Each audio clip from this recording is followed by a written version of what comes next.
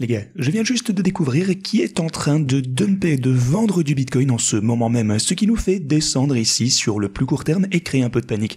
Aujourd'hui, on va discuter de tout ceci, mais il faut également qu'on aborde la question principale de savoir si ça a changé quoi que ce soit en ce qui concerne ma théorie, selon laquelle les 24 à 48 prochaines heures risquent d'être volatiles et nous proposer un gros mouvement à la hausse dans l'espace crypto.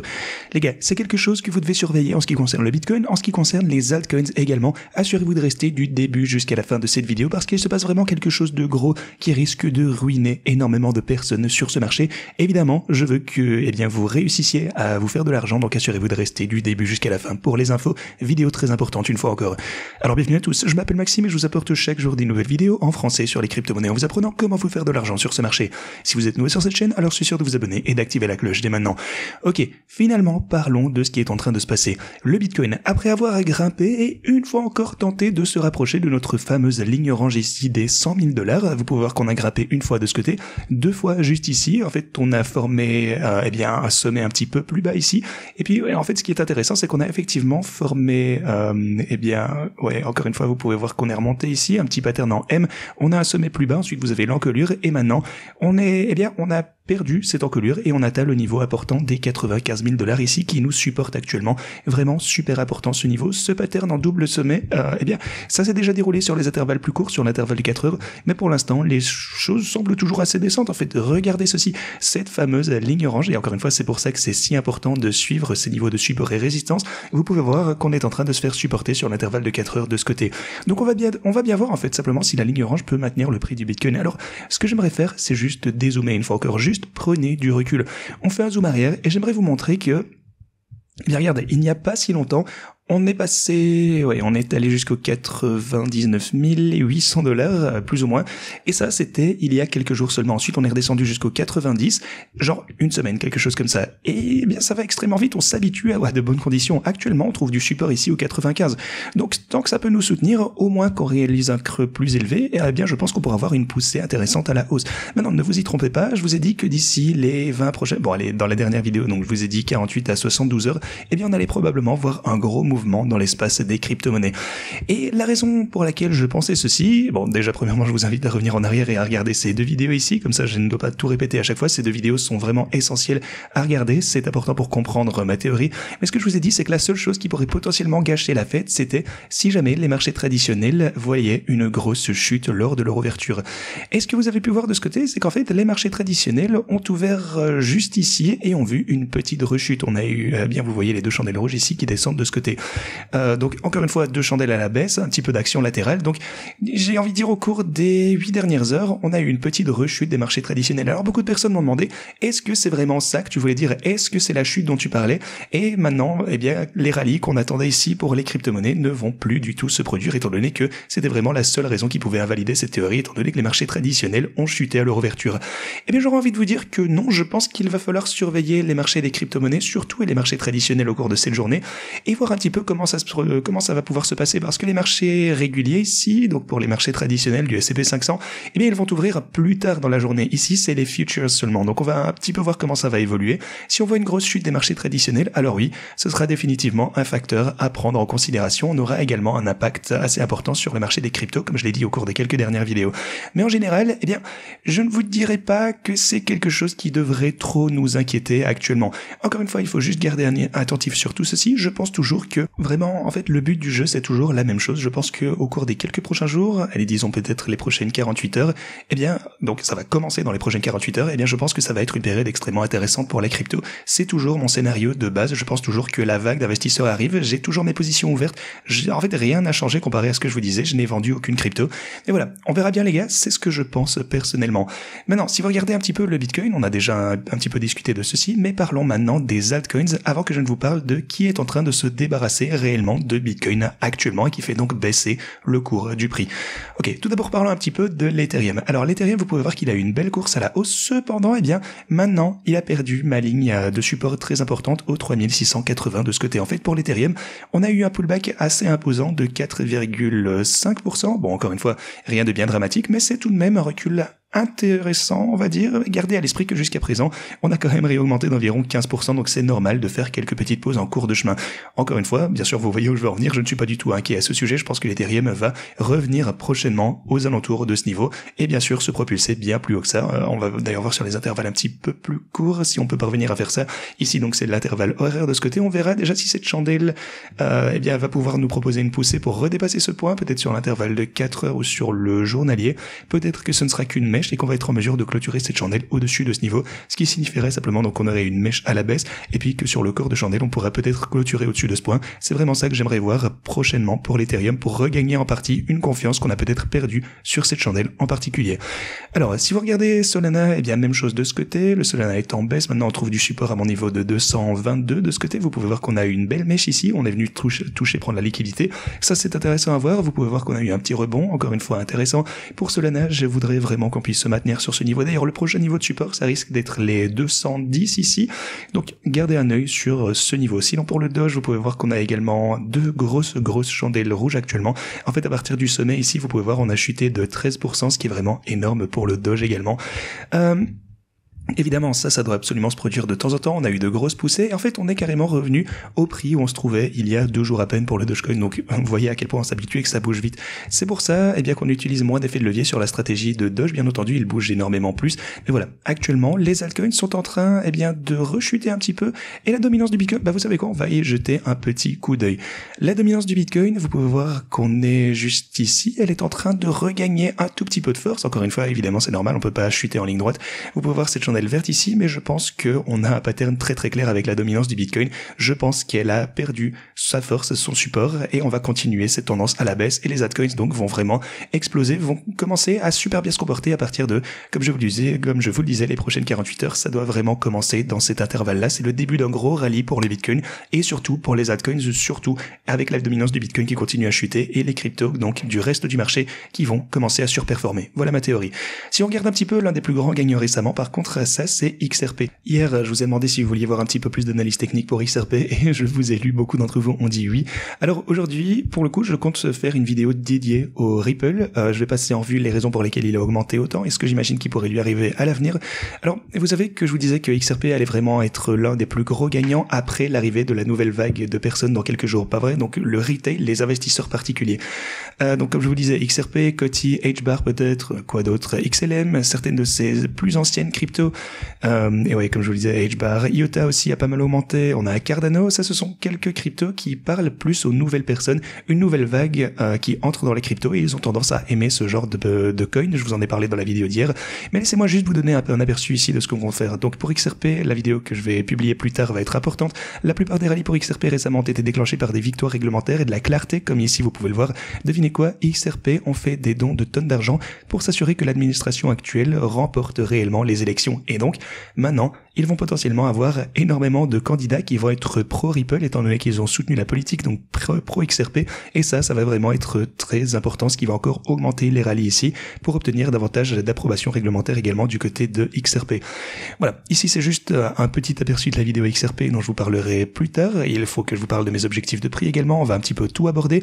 Alors si vous êtes un holder de XRP, si vous souhaitez en savoir davantage sur XRP, pourquoi il est en train d'augmenter, assurez-vous de vous abonner, activez la cloche dès maintenant pour être averti dès que je publierai cette fameuse vidéo pour XRP.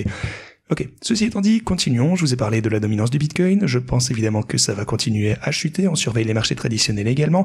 Tant qu'on ne voit pas de grosses chutes des marchés traditionnels, ma théorie est toujours correcte. En tout cas, je continuerai à y croire. Ce qui signifie que actuellement, eh bien, vous pourriez avoir votre fameux Black Friday ou bon, cette fois on va dire allez le Cyber Monday ou n'importe quoi. En fait, mardi.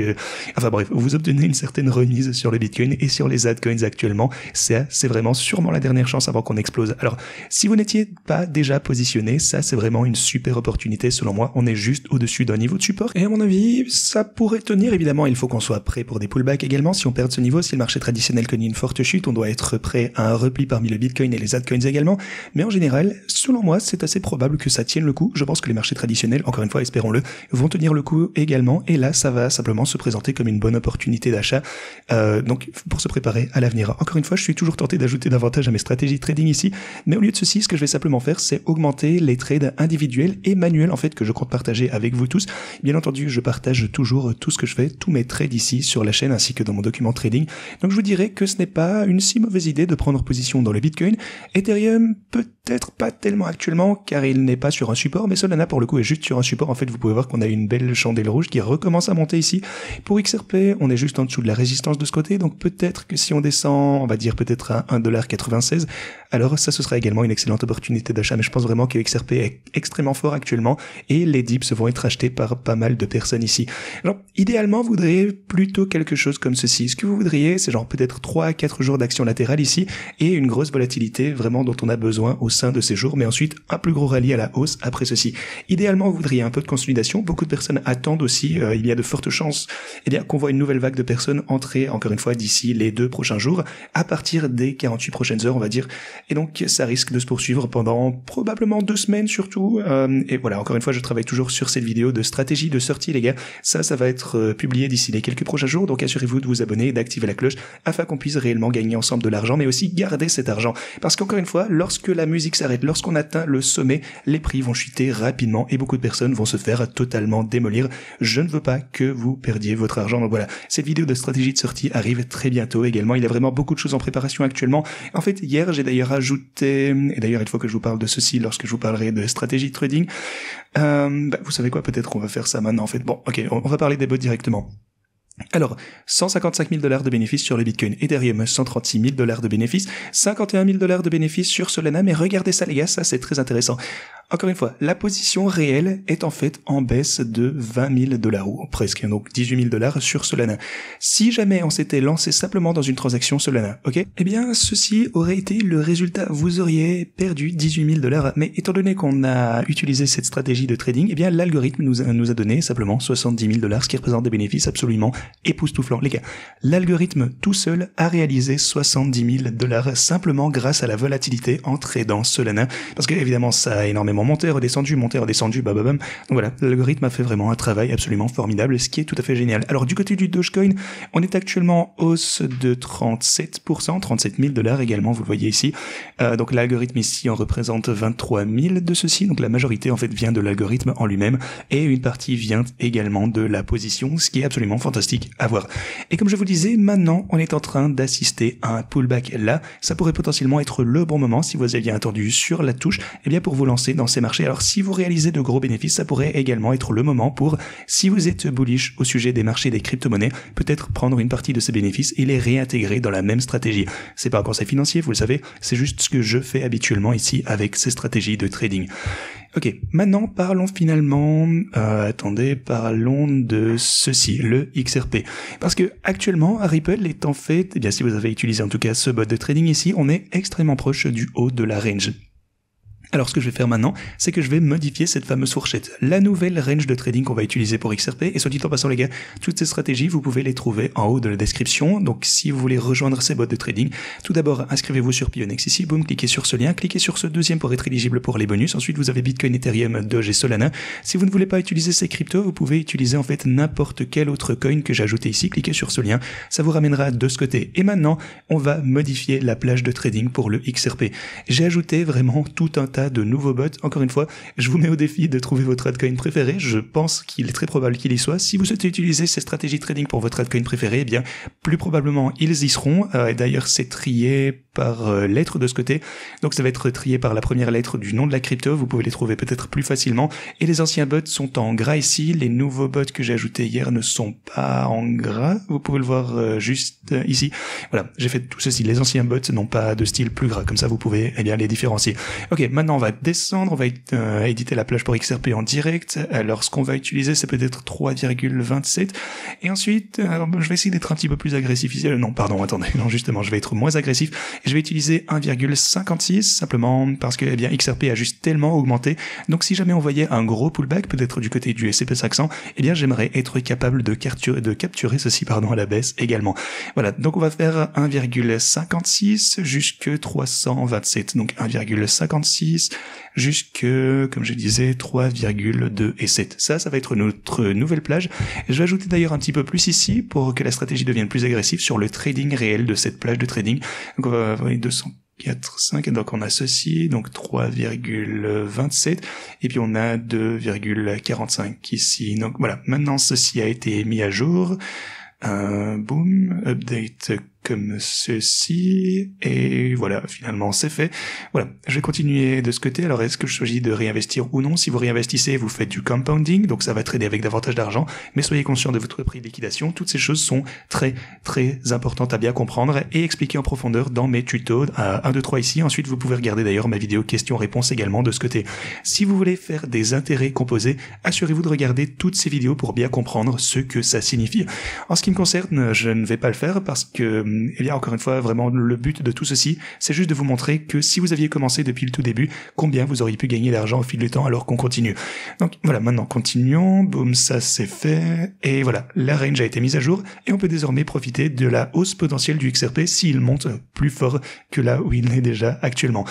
Ok, ceci étant dit, continuons. Vous pouvez voir qu'au cours des 24 dernières heures, on a eu 500 millions de dollars en liquidation, ce qui est juste absolument insensé. Beaucoup de personnes se font démolir ici sur le marché simplement parce qu'ils utilisent une mauvaise gestion des risques, parce qu'ils ne savent pas vraiment ce qu'ils sont en train de faire. Ok, descendons maintenant et on va un petit peu regarder le taux de financement. Pour le coup, ça commence à être un petit peu élevé, ce qui signifie qu'avec cette chute que vous voyez actuellement, eh bien, pas mal de personnes sont en train d'acheter ce dip. Donc, oui, je veux dire, le marché est toujours beaucoup trop bullish, ce qui est une bonne chose évidemment, mais comme je vous le disais, on risque d'avoir un petit rebond ici sur l'intervalle de 4 heures. Regardons les marchés traditionnels. En fait, tant qu'on ne fait que latéraliser ici, je pense que ça va juste être une bonne opportunité d'achat. Tant que les marchés traditionnels ne nous jouent pas de tour, rien ne change sur ma position. Je suis juste trop tenté actuellement d'ajouter davantage à ces stratégies de trading. Mais quoi qu'il en soit, laissez-moi revenir ici un petit peu de ce côté. Donc on est en train de redescendre. Alors ce que vous pouvez voir, c'est que le mouvement qu'on a pu voir était en fait basé sur les market makers qui nous poussaient en bas dans cette zone de liquidité. Vous pouvez voir qu'on a eu énormément de liquidité aux alentours des 80, qu'est-ce que ça donne ça, 97, 96 000 $. Beaucoup de personnes ont pris des positions longues de ce côté, et puis les market makers, les teneurs de marché nous ont repoussé à la baisse, liquidant toutes ces personnes qui utilisaient trop d'effets de levier. Mais maintenant, regardez ça les gars, on a énormément de shorts ici qui sont en train de s'accumuler aux 98 000 $. Vraiment, on a un gros mur de shorts ici de ce côté au 98, et c'est pour ça qu'on a eu énormément de mal à atteindre ce sommet. Mais ce que ça signifie également, c'est qu'une fois qu'on aura franchi ce mur, le mouvement à la hausse risque d'être absolument explosif. Ok, donc voilà, ça ressemble vraiment à un mur de briques actuellement, mais une fois qu'on aura franchi ce mur de briques, alors ça va vraiment être un ciel radieux pour exploser à la hausse. Voilà, ça ne m'inquiète pas trop, de toute façon on va le franchir un jour ou l'autre. Maintenant, si vous regardez qui est en train de dumper réellement du Bitcoin, ça va être un point intéressant à analyser, parce que les personnes qui se débarrassent de Bitcoin, ce sont le retail, les investisseurs particuliers. Comment on le sait? Parce que la quantité d'offres holdées par les personnes qui ont entre 0,01 et 10 bitcoins, ce qui sont donc les investisseurs particuliers qui détiennent les plus petites quantités, eh bien il y a énormément d'ailleurs de personnes, la plupart d'entre eux, qui holdent de petites quantités, et ici en rouge vous avez le pourcentage de l'offre de bitcoin holdée par ces personnes. Ce que vous voyez, encore une fois, ça va être extrêmement important, c'est que récemment ils ont vendu. Ok, donc les personnes ont vendu, vous pouvez voir qu'on a pas mal chuté ici au niveau de l'offre, mais le prix du Bitcoin, lui, a continué à augmenter. Donc, en général, les investisseurs particuliers ont tort, ils vendent trop vite, ils perdent confiance, ils ne savent pas vraiment ce qu'ils font et on rechute. Regardez par exemple ces exemples précédents. On a commencé à avoir l'offre qui diminue ici chez les investisseurs particuliers, le Bitcoin a connu une pump. Ici, on a continué vraiment à chuter pour le coup, l'offre a diminué, mais le Bitcoin, lui, a continué à augmenter. Mais ensuite, pour le coup, ça s'est vraiment accéléré ici. Donc, l'accélération des investisseurs particuliers qui vendent ici récemment, vous pouvez voir que c'est en train de se poursuivre de ce côté. Donc, les investisseurs particuliers vendent trop vite, c'est la théorie, ils vendent du Bitcoin actuellement, mais en général, je pense toujours que les choses se présentent extrêmement bien. Et même si, là, pour le coup, c'est vraiment une preuve, encore une fois, que les investisseurs particuliers, généralement, ont tort et vendent trop vite. Et c'est normal, évidemment, ils sont moins expérimentés, et c'est ok, ils apprennent en même temps. Maintenant, si on regarde un autre graphe, on a le CMF mensuel du Bitcoin ici. En fait, ça correspond au flux monétaire shaking, et donc, oui, c'est, on va dire, un indicateur d'oscillateur général. C'est similaire un peu à la divergence, de convergence, pardon, des moyennes mobiles plus largement utilisée. Donc, à savoir le MACD, c'est un indicateur, en fait, basé sur le momentum. Ce que vous pouvez voir ici, c'est qu'on est en train d'entrer dans une zone qui est généralement une zone extrêmement bullish, une période de hausse. Vous pouvez voir qu'on casse ceci, donc du bleu au vert, on commence à monter de ce côté, donc on perce le bleu vers le vert, et là, on commence à monter. Encore une fois, ça a été, oui, on a presque cassé le verre ici, et malheureusement on ne l'a pas fait, mais voilà, c'est quand même cool à voir. De ce côté, vous pouvez voir qu'on a dépassé le bleu, on est presque dans le vert, donc maintenant on va voir si ça va pouvoir continuer à la hausse, comme on a pu le voir précédemment. Je pense que ça pourrait certainement être dans les cartes de toute façon. Une autre chose dont j'aimerais vous parler d'ailleurs, c'est, je pense que j'ai vu quelque chose sur celui de 4 heures, oui. Ce que vous avez de ce côté, c'est que, en fait, il y aura vraiment beaucoup de discussions à ce sujet. On a une petite divergence de ce côté sur le RSI, donc on regarde... Attendez, oui, non, en fait, ceci, ça commence plutôt à ressembler presque à Head and Shoulders inversé, en fait. Donc, épaule, tête, épaule, potentiellement, et puis, lorsqu'on pourra casser ceci, ça, généralement, ce serait un pattern extrêmement haussier. Le truc, c'est que la seule chose que j'aime pas avec ça, c'est que, bon, ça devient un peu ringard, mais la tête et épaules inversées en général, vous voulez voir ceci qui viennent d'une tendance bearish prolongée, mais là on vient d'une tendance beaucoup trop forte. Bref, j'ai pas envie de me perdre là-dedans, je voulais vous montrer quelque chose de différent, donc avec la divergence. Donc ici on est sur l'intervalle journalier, et vous pouvez voir que très clairement on a réalisé un nouveau sommet plus bas ici, si ça clôture comme ceci, mais sur le RSI, eh bien c'est plus ou moins la même chose, donc on a une divergence de ce côté. De plus, si vous regardez plutôt ceci, vous pouvez voir qu'on a continué à réaliser des sommets plus bas ici sur l'intervalle journalier, et le RSI, lui, a principalement évolué latéralement. Je pense juste qu'il y a des choses plus importantes en jeu actuellement. Comme je vous l'ai dit il y a quelques jours, ne vous inquiétez pas trop au sujet du court terme, genre les divergences ou ce genre de trucs comme ça, parce que je pense qu'en général, le Bitcoin semble bullish, et c'est grosso modo tout ce que je veux savoir. Il y a plein de facteurs fondamentaux actuellement qui poussent la crypto et le Bitcoin à la hausse. Donc, vous ne vous rendez pas service en regardant les intervalles plus courts et en vous stressant pour rien. Ici, c'est le journalier, mais en regardant peut-être l'intervalle horaire, 4 heures, en essayant vraiment de trouver des éléments bearish. Juste, je pense que vous ne vous rendez pas service si vous faites ceci. Vous auriez déjà dû être positionné déjà pour profiter de cette énorme course à la hausse, et ça commence à presser. Si vous n'êtes pas positionné, il vous reste encore un peu de temps. Je pense encore une fois qu'on a peut-être 2 jours, 48 heures avant que ça ne commence, avant de voir vraiment cette grosse poussée à la hausse, tant que les marchés traditionnels ne font pas quelque chose de dingue ici et ne rechutent pas sévèrement. Je vous rappelle, ceci c'est vraiment la mise en garde, mais je pense que c'est toujours une grosse opportunité, d'autant si on a un plus gros repli. Maintenant, revenons un peu à ce que je vous disais. Alors, donc les flux monétaires, également on a parlé du fait que Michael Saylor est sur le point d'acheter davantage de Bitcoin, une fois encore. Maintenant, une chose importante à noter ici, c'est que lorsque Michael Saylor annonce qu'il va acheter du Bitcoin, généralement on voit une petite poussée, mais lorsqu'il annonce réellement qu'il a déjà acheté du Bitcoin, généralement on voit une petite rechute. Donc maintenant, s'il venait dire ok, j'ai acheté pour $1 milliard de Bitcoin, alors oui, on risque de descendre ici. Ça, ce sera pas bien non plus pour les altcoins dans l'état actuel où on se trouve actuellement, avec le marché un tout petit peu plus faible. Donc, on ne veut pas qu'il annonce qu'il a acheté, on veut qu'il commence à acheter pour faire monter le prix du Bitcoin plus haut. Voilà, c'est également quelque chose d'autre qu'il faudra garder à l'esprit. De plus, Michael Saylor partage une présentation. Ici, c'est la présentation qu'il a donnée au conseil d'administration de Microsoft pour essayer de les convaincre d'acheter du Bitcoin. Alors, est-ce que vous pensez que ça va fonctionner? Faites-le moi savoir en section commentaires. Historiquement, la plupart des rallyes impressionnants d'Ethereum vers Bitcoin ont commencé en décembre d'ailleurs, donc si vous comparez l'Ethereum au Bitcoin, la plupart d'entre eux ont en fait réellement commencé ici en décembre. Alors, si l'Ethereum devait connaître une grosse course à la hausse, et c'est la raison pour laquelle vous avez vu d'autres nombreux altcoins connaître également une grosse course à la hausse, lorsque l'Ethereum repart, d'autres altcoins connaissent également une grosse période de hausse. Juste, j'essaie un petit peu d'accélérer tout ceci parce qu'on a encore une fois énormément parlé dans cette vidéo, et encore une fois, merci pour votre soutien pour ce contenu extrêmement long depuis quelques semaines. Mais voilà, je veux juste que vous soyez concentrés sur l'Ethereum.